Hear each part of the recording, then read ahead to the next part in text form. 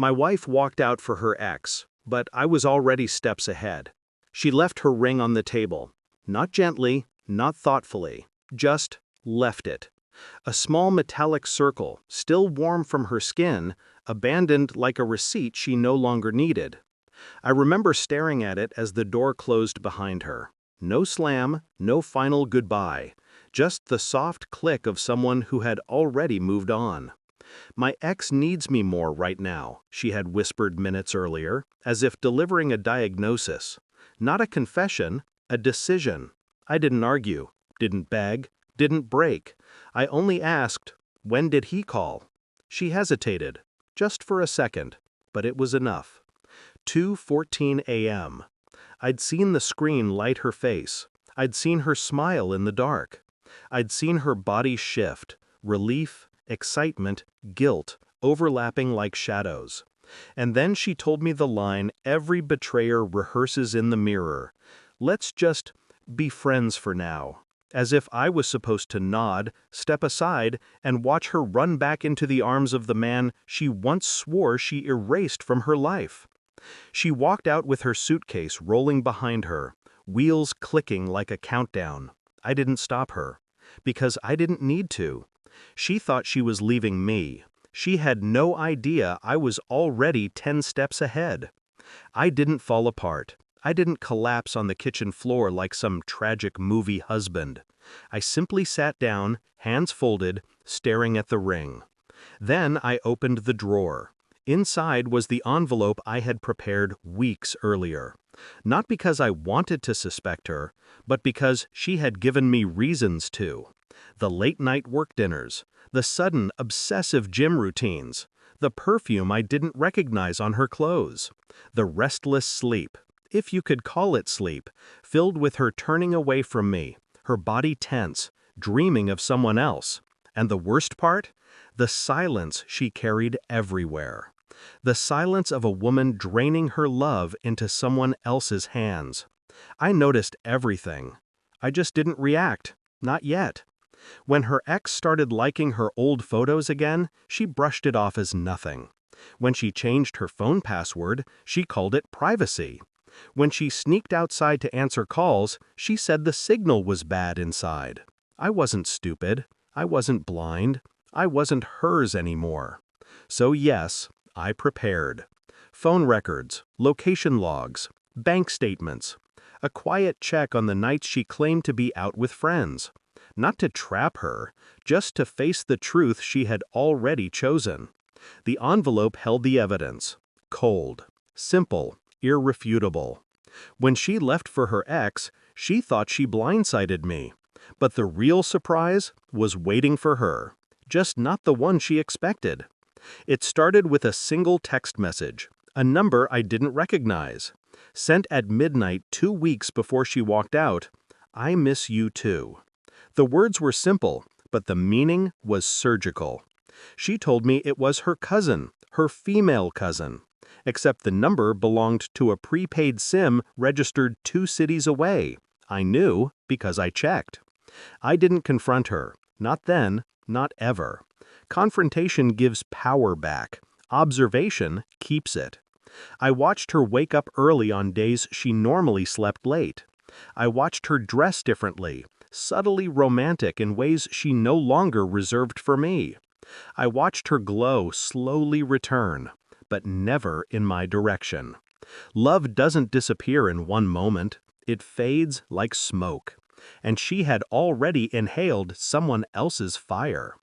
One night, she left her phone on the couch while rushing to answer the door. A preview notification appeared. A man's name. One I didn't forget. Her ex. The ghost she swore she buried. The message was short. "Tomorrow night."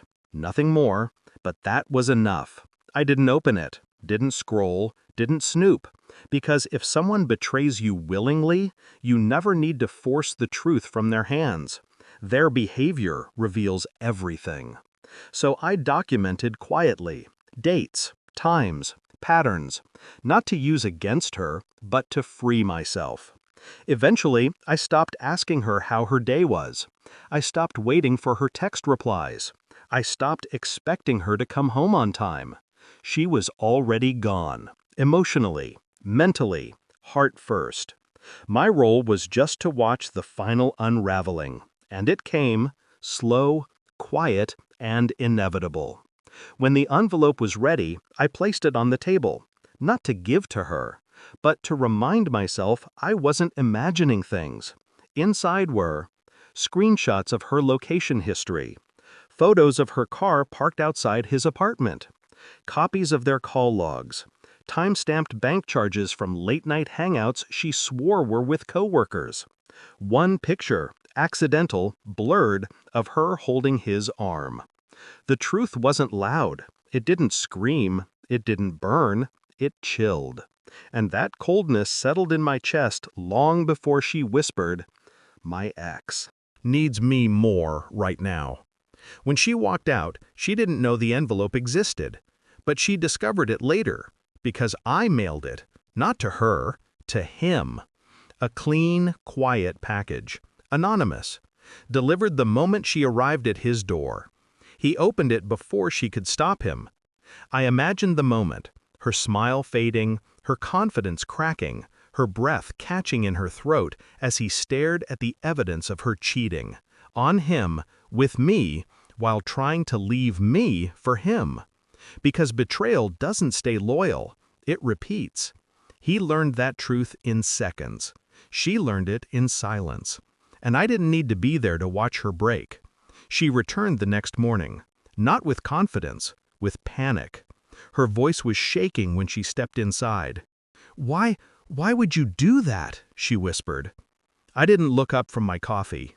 "Do what?" "You sent him everything." "I sent nothing," I said calmly.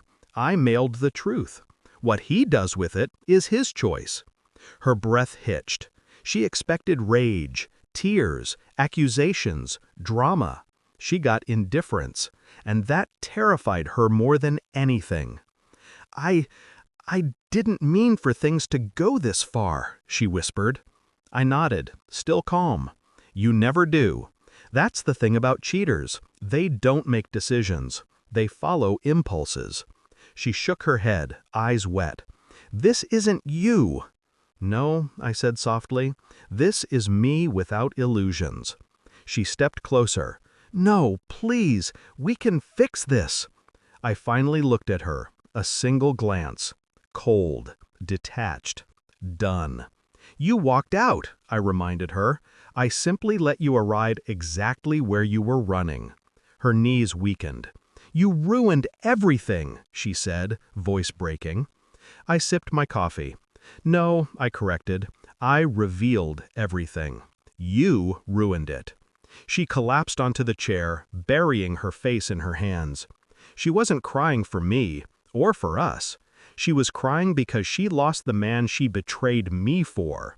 That was her punishment. Not suffering from my revenge, but suffering from her own choices. I stood up. "You wanted freedom," I said.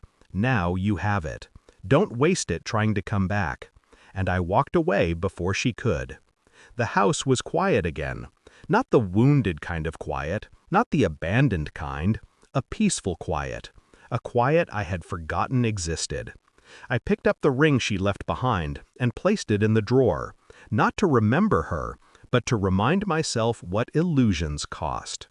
People think heartbreak explodes, that it destroys you loudly. Truth is, it dissolves you, quietly, subtly, until one day you look in the mirror and realize the person who loved deeply has become someone who loves intelligently. That's what she taught me.